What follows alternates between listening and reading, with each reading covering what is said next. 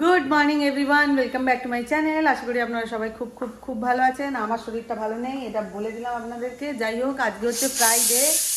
আজকে আর গতকাল আমাদের সুমিত্রা রানী আসেনি, ওই জন্য আমাকে এই রান্নাবান্নাগুলো করতে হচ্ছে। যাই হোক, দুটো দিনের ব্যাপার, তাও মোটামুটি সমস্ত কিছু আমাকে একটু আধটু এগিয়ে দিয়ে গেছে। যাই হোক, যেমনটা বাদ দিন, আর বলবো না। এখানে এখন মিরিন্ডার চিকেন বসিয়ে দিয়েছি, দাঁড়ান আর একটা লাইট জ্বালাই। এখানে ডাল চাল সব কিছু ভিজিয়ে রাখা হয়েছে। এই কলাটা আমি একটু পরে খাবো, ঠান্ডা আছে ওই জন্য বের করে রেখেছি। এখানে হচ্ছে অভিষেকের একটা আলু ফ্রাই করে দেবো। ওদের জীবনে আলু ছাড়া কিছু চেনে না, তো আলুই খাবে। আর ডাল ফ্রাই এসব। আজকে আমার কিছু টেস্ট করার আছে, ব্লাড টেস্ট, তারপরে আর কি কি আছে অভিষেকই বলতে পারবে। তো সেটা করাতে আমি যাব। আমার আজকে মানে এই সময়টা চলছে 8 মান্থ, বাট আর কিছুদিনের অপেক্ষায় আমার ছোট একেবারে চলে আসবে আমাদের হাতে। যাই হোক, খুব খুশি মনটা। প্রথম ট্রাইমেস্টারটা আমার এত কষ্টকর কেটেছে, সেকেন্ডটাও ভালো কাটছি, সেকেন্ডটা খুবই ভালো কেটেছে।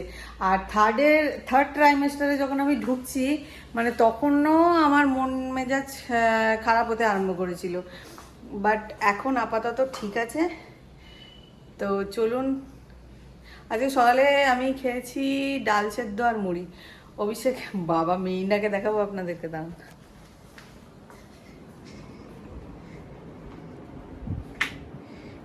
এই দেখুন, আমার মামা ঘুমি করছিল, আমার সেনা বেটি ঘুমি করছিল।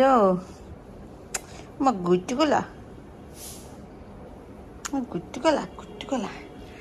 আর যেটা বলছিলাম, এখন মিরিন্ডার সমস্যা একটাই হয়েছে যে ওরা কিছুতেই নিজে খেতে চাইছে না।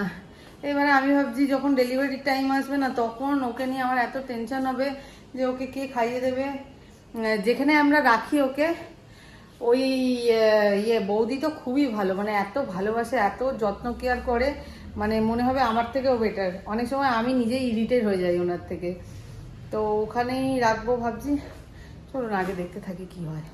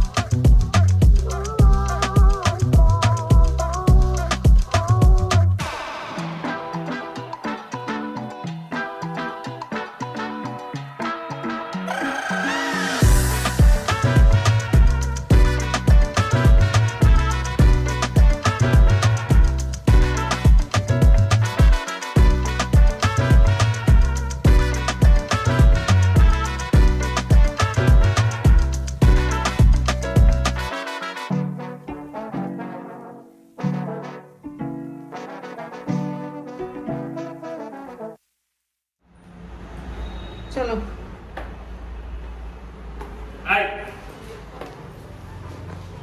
আমি রেডি হয়ে গেছি। আমাকে কোনো ক্রমে ঘুরোঘুরি করে তাড়া দিয়ে রেডি করানো হলো। আমার পাটা এত ফুলেছে না, আমি ভালো করে হাঁটতেও পারছি না। আর জুতোটা সেই প্রান্তে রেখে দিয়েছে। কতবার বলেছি জুতোগুলোকে নিচে রাখবে। একটু জল নিয়ে নিলাম, প্রেসক্রিপশন বগেরা ও নিয়ে নিয়েছে। ও যাবে মনে করছে, ওকে নিয়ে যাওয়া হবে না। চলুন, গাড়ি বার করা নেই।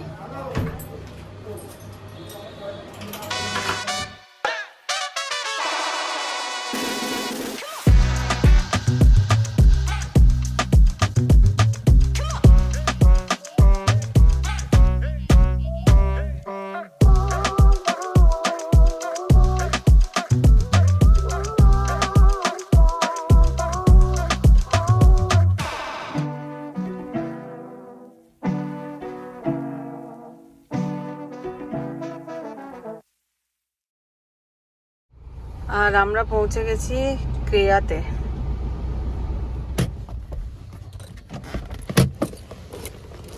আমি কোনো মতে নড়ে নড়ে নামছি আর কি। জলের বোতলটা কই গেল?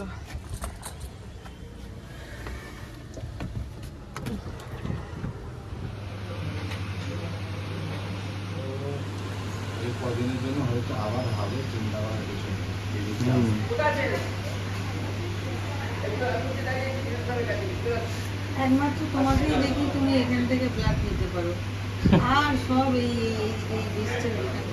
ওয়াফেল খেতে এসেছি। আর তার মাঝখানে মিরিন্ডার ভাই পাওয়া গেছে।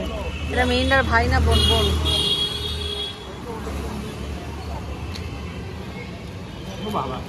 ও বাবা, এলাহি ব্যাপার।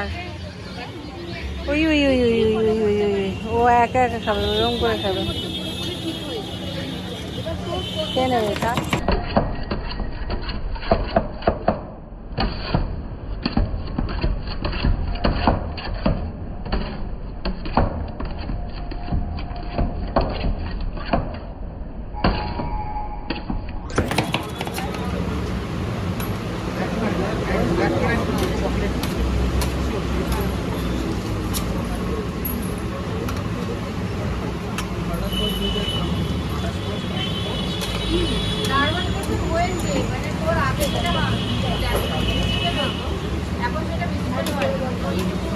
এখানে বসে আছে নিজের ওয়াফেলসের জন্য, বাট আধা ঘন্টা হয়ে গেছে এখনো পর্যন্ত ওয়াফেলস করাই।